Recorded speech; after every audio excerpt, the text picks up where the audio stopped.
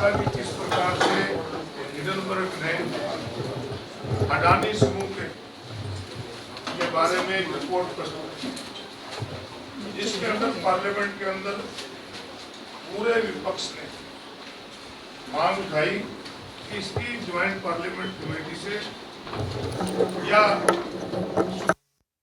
इसकी जांच होनी चाहिए। इतना बड़ा मसला है, पूरा देश का मैक्सिमम पैसा जो पब्लिक सेक्टर का था, और ऐसे पब्लिक सेक्टर जो मजबूत पब्लिक सेक्टर एसबीआई जैसे, जिसमें 45 लाख खाता धारक हैं, आपके एलआईसी जिसमें 29 लाख से ऊपर उनके पॉलिसी होल्डर हैं, उनके पैसे को भी वहाँ पर इन्वेस्ट किया गया। और ऐसे समय में किया गया जब देश कोरोना में था, आर्थिक संकट में था। तो एक बहुत बड़ा, जो मैं ये कहूँगा कि देश के लोगों का जो विश्वास था सरकार पे, वो कहीं ना कहीं डगमगाया और बहुत बड़ा नुकसान भी देश के लोगों को उठाना पड़ा। तो जब इसकी मांग पार्लियामेंट के अंदर हो रही थी, तो उसके बारे में प्राइम मिनिस्टर ने एक शब्द भी नहीं कहा। तो फिर उसके बाद दूसरा तरीका होता है कि पब्लिक में जाए। तो ऑल इंडिया कांग्रेस कमेटी ने फैसला लिया है कि 6 तारीख से लेकर 10 तारीख तक एक दिन एसबीआई और एलआईसी के जहां ऑफिस हैं, ब्लॉक लेवल पे कांग्रेस के कार्यकर्ता पूरे देश के अंदर धरना देंगे। और उसके बाद 13 तारीख को 13 मार्च को राजभवन का घेराव करेगी।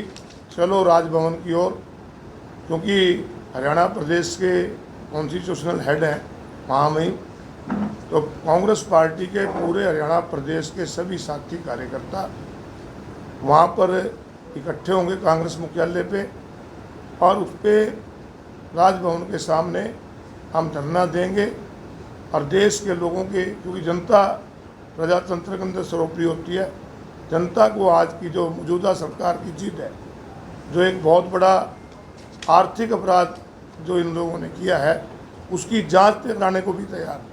आप किसी भी रिपोर्ट अगर किसी के खिलाफ करनी हो, आज ऑनलाइन आप रिपोर्ट करो, उसकी एफआईआर भी हो जाती है।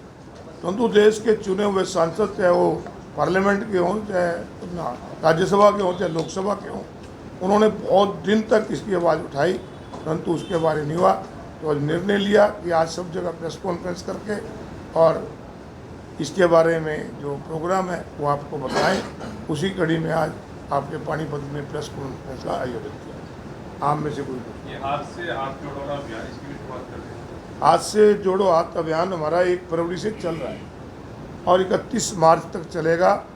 उसमें भी पार्टी की तरफ से डिस्ट्रिक्ट लेवल पे भी और ब्लॉक लेवल तक भी हमने प्रभारियों की नियुक्ति कर दी है, जो लगातार लोगों के बीच में जाएंगे हम, जिसके अंदर जहां आने वाली जो चुनाव है, हमारी सरकार बनेगी तो हम लोगों के लिए क्या क्या कहेंगे उसके बारे में बताया जाएगा।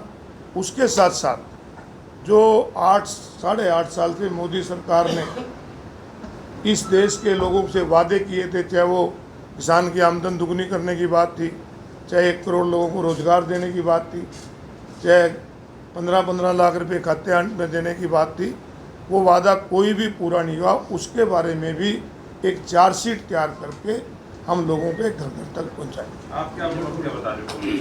कांग्रेस की उपलब्धियाँ क्या बता रहे हो? कांग्रेस की उपलब्धि यानी कांग्रेस जो पिछली उपलब्धियाँ होनी जो आएगी हरियाणा प्रदेश में, जैसे सरकार बनेगी तो हमारी पार्टी ने निर्णय लिया कि हर बुजुर्ग को हम 6,000 रुपये पेंशन देंगे। हाँ, पेंशन उनको भी देंगे और जिनकी काटी है उनको ब्याज समेत देने का काम करेंगे। इसी प्रकार जो 100 गज के प्लाट हुड्डा साहब ने दिए थे, सरकार ने बंद कर दिए। गरीब आदमी को ना केवल 100 गज के प्लाट देंगे, बल्कि उस पर 2-2 कमरे बनाकर भी सरकार की तरफ से दिया जाएगा। इसके साथ ही किसान को अच्छे बीज मिले, अच्छी दवाइयाँ मिले, सस्ते रेटों पे मिले, वो किया जाएगा। गरीब को 500 रुपये सिलेंडर देने की योजना भी सरकार के विचाराधीन है, उस पर भी काम किया जाएगा। और भी बहुत चीज़ें हैं जो। बजट को लेकर क्या कहेंगे, आज बजट पेश किया? बजट तो सिर्फ आंकड़ों का खेल है। बजट हर साल मुख्यमंत्री जी अपनी पीठ थपथपाते हैं कि हमने बजट को बढ़ा दिया। सही मायनों में मुख्यमंत्री जी को लोगों को राहत देनी चाहिए। बजट जो होता है उस पर लोगों को उम्मीद होती है। बजट कोई खजाने भरने के लिए नहीं होता। आज ये कहते हैं कि हमने पिछले साल कह रहे थे 1,75,000 करोड़ का कर दिया, अब उससे भी बढ़ाकर इन्होंने प्रस्तुत किया है जो आने वाला बजट है। परंतु निकलेगा कहाँ से? अगर वो पहले 1,00,000 करोड़ का था, आज अगर वो 2 लाख करोड़ के करीब पहुंच रहा है, तो 1,00,000 करोड़ रुपया किसकी जेब से गया? वो आप और हमारी जेब से गया। महंगाई बढ़ी, पेट्रोल और डीजल के रेट बढ़े, इन्होंने टैक्स नहीं घटाए। अगर रेट बढ़े हुए हैं तो टैक्स घटा देते। बल्कि कांग्रेस राज के अंदर जो 9% से वेट हुआ करता था डीजल पे, आज 16% कर दिया। इस प्रकार महंगाई बढ़ेगी। अगर 100 रुपये पे जो टैक्स लगना था, आज उसकी कीमत अगर 200 हुई है तो 200 रुपये पे लगेगा। तो इनको अगर इनके खजाने में पैसा बढ़ रहा है तो टैक्स घटाने चाहिए ताकि गरीब आदमी को राहत हो। अरोड़ा जी, अभी आपने कहा कि गरीबों को 100 गज का प्लाट है। जितनी भी सरकारें हैं सारे एससी वालों को मतलब गरीबी रेखा में लेकर के जाते हैं। जो जनरल कैटेगरी है वो फिर महिला में रहता है, जबकि आर्थिक स्थिति तो उनमें भी कई परिवारों की काफी खस्ता है। तो क्या इस कैटेगरी को चेंज किया जाएगा? बिल्कुल बिल्कुल, ये आपका बड़ा वाजिब सवाल है। जब कांग्रेस की सरकार थी, हुड्डा साहब ने उस समय 10% आर्थिक रूप से कमज़ोर लोगों के लिए भी आरक्षण किया था। और निश्चित रूप से हमारी सरकार बनने पे जो भी गरीब होगा, चाहे वो किसी जाति का हो, उसको 100 गज कर दिया। मुख्यमंत्री जी ने सुखदेव सिंह के इस्तीफे पर स्पष्ट कहा नहीं मंजूर होगा। मुख्यमंत्री को बहुत बड़ा अहंकार हो गया। वो ये सोच के बैठे हैं कि शायद जब तक जिएंगे वो इस कुर्सी पे रहेंगे। प्रजातंत्र है, प्रजातंत्र में जिद और अहंकार तो रावण का भी नहीं रहा था। तो मुख्यमंत्री को तुरंत उन्हें बर्खास्त करना चाहिए। जब आरोप सिद्ध नहीं होंगे तो फिर उसे दोबारा ले लेना, कौन रोकता उसको। परंतु ये एक पहला केस है सांगवान जी, जिस एक केस की इंक्वायरी 2 SIT कर रही है। चंडीगढ़ पुलिस ने केस रजिस्टर्ड किया, चंडीगढ़ पुलिस SIT बैठा के उसकी इंक्वायरी कर रही है, और हरियाणा पुलिस अलग से कर रही है। सिर्फ दोषी मंत्री जो है, आरोपित मंत्री को बचाने के। कभी ये धुना है कि एक केस की 2 SIT हो। अभी अनिल भी साहब कह रहे थे कि कांग्रेस हाथ से हाथ जोड़ो अभियान चला रही है। इनके अपने हाथ तो मिले नहीं हुए, इनके आपस में पहले हाथ मिलो, उस पर टिप्पणी कर रहे हैं। ऐसे अनिल विज जी हमारे मित्र हैं, उनको हर बात पे, चाहे वो ब्लॉक की बात हो चाहे इंटरनेशनल बात हो, उनको कोई ना कोई टिप्पणी करनी होती है ताकि आपके द्वारा दिखाया जाए, आपके द्वारा छिपाया जाए। जहाँ तक कांग्रेस की बात है, पूरी कांग्रेस पार्टी मिल के अपने राष्ट्रीय नेतृत्व के साथ खड़ी है और हाथ से हाथ जोड़ो में सभी लोग शामिल हैं। अरोड़ा जी, बात फिर वही करती है कि संगठन तो आपका मजबूत हो नहीं पा रहा, ना आपके प्रधान निश्चित हो रहे, ना आप लोग प्रधान निश्चित हो रहे, कैसे करो? चुनाव तो आगे 1 साल रह गया। जल्दी ही हमारे प्रधान होने वाले सुनते 8 साल निकल गए। अब जल्दी ही होने वाला है। और आपने देखा कि अभी पहले PCC में डेलीगेट्स की लिस्ट आई, फिर AICC डेलीगेट की लिस्ट आई, आज जो कोप्ट की हैं उसकी लिस्ट आई है। और यही कल से हमारा राष्ट्रीय अधिवेशन शुरू है 26 तक। उसके बाद जल्दी ही आपको ब्लॉक और जिला स्तर के पदाधिकारियों की लिस्ट भी देखने को। आज अधिवेशन में जाते हुए कांग्रेसी नेता गिरफ्तार किए गए, पता मुझे इसके बारे में ज्ञान अभी जहाज से उतार के गिरफ्तार कर दिए वहाँ पर नहीं, इसके बारे में मुझे ज्ञान नहीं है कि मैं ऑन वे था, मैंने कोई। अरोड़ा जी, NPS और OPS के बारे में आप क्या कहेंगे? पूरे प्रदेश में विरोध चल रहा है, और कांग्रेस ने उसको लागू किया था और आज विरोध कर रही है। देखिए, जब इस देश के अंदर NDA की सरकार थी, अटल बिहारी वाजपेयी जी प्रधानमंत्री थे, उनकी तरफ से एक प्रपोजल तैयार हुआ था और जिसके बाद कांग्रेस की सरकार होने पर, आपकी बात ठीक है, उसको अडॉप्ट किया गया। परंतु क्योंकि हर समय की ज़रूरत के मुताबिक होती है, आज कर्मचारियों के समय की ज़रूरत है कि उन्हें पेंशन स्कीम लागू हो। अलग अलग स्टेट ने लागू भी किया है, तो हरियाणा प्रदेश की सरकार को भी लागू करनी चाहिए। और कांग्रेस की सरकार आने पे जैसे छत्तीसगढ़ में लागू है, राजस्थान में लागू है, हिमाचल में है, झारखंड में, हरियाणा प्रदेश में भी ओल्ड पेंशन स्कीम लागू की जाएगी। इस पेंशन स्कीम को लेकर हरियाणा सरकार ने कमेटी गठित की है।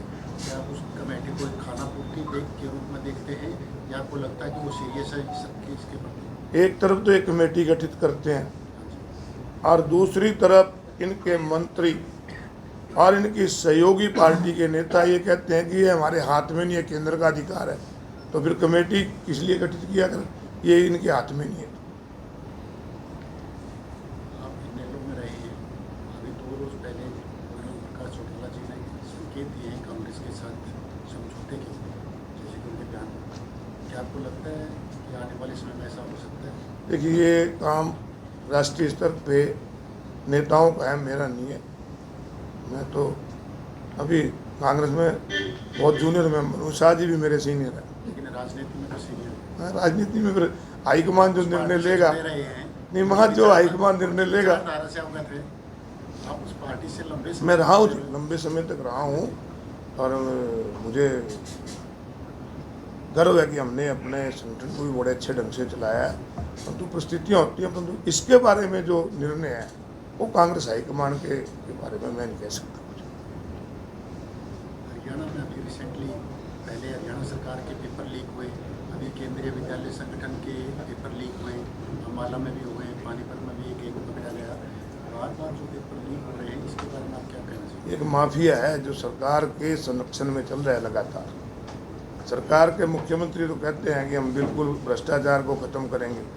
जमीनी तौर पर हकीकत यह है कि जितना भ्रष्टाचार अब है, अब से पहले जितनी सरकारें रही हैं हमसे कई गुना ज़्यादा हो गया। और ये एक बहुत बड़ा माफिया खड़ा कर दिया पेपर लीक कर। भ्रष्टाचार पर सीएम ने कहा कि मेरी खुद की भाभी को कांग्रेस की सरकार ने 6,000 रुपये लेकर ट्रांसफ़र किया था, 6,000 रुपये लेकर ट्रांसफ़र किया था। और भ्रष्टाचार को भी देखते हुए लगातार लोग जो है उनके समर्थन में बीजेपी को पसंद। मुख्यमंत्री जी बहुत पुराने आरएसएस से जुड़े हुए हैं और हरियाणा प्रदेश के अंदर वो संगठन का काम भी देखते रहे हैं। अगर उनकी बहन के उस समय पैसे लिए गए थे तो इतने सीनियर लीडर को उसकी एफआईआर करानी चाहिए थी। आज कहने से कुछ नहीं बनता है। ये आरोप तो हम भी किसी पे लगा देंगे, किसी ने इतने पैसे दिए, इसने इतने पैसे दिए। तो मुख्यमंत्री को पिछली छोड़ के अब आगे देखना चाहिए कि कितने ही घोटाले हो चुके हैं। अगर उन घोटालों का जिक्र करेंगे तो बहुत लंबा समय लगेगा। आपके और हमारे यहाँ तो जीरी होती है, जीरी के घोटाला देख लो ना। और तो और यूरिया लेने जाओ, यूरिया नहीं मिलती है, यमुनानगर की फैक्ट्रियों में जाके बिकती है। इतने बड़े घोटाले हैं वो नहीं दिख रहे हैं। टेंडरिंग को लेकर पूरे हरियाणा में सरकार ने पिछले दिनों धमकी दी है कि अगर सरपंच नहीं वो करते हैं तो पंचों को पावर दे देंगे। मैंने पहले जैसे कहा कि जिद जो होती है अच्छी नहीं होती। सरकार को तुरंत बात करनी चाहिए और ये कहना कि पंचों को दे देंगे, फिर तो पहले पंचों से सरपंच चुने ही जाते थे, फिर डायरेक्ट प्रणाली लागू करने का क्या जरूरत थी। ये डायरेक्ट प्रणाली इसीलिए नगर पालिका, नगर परिषद और पंचायतों में शुरू की है कि इससे सरपंच जो डायरेक्ट चुना जाएगा उसको पावर होगी और गांव और शहर का विकास होगा।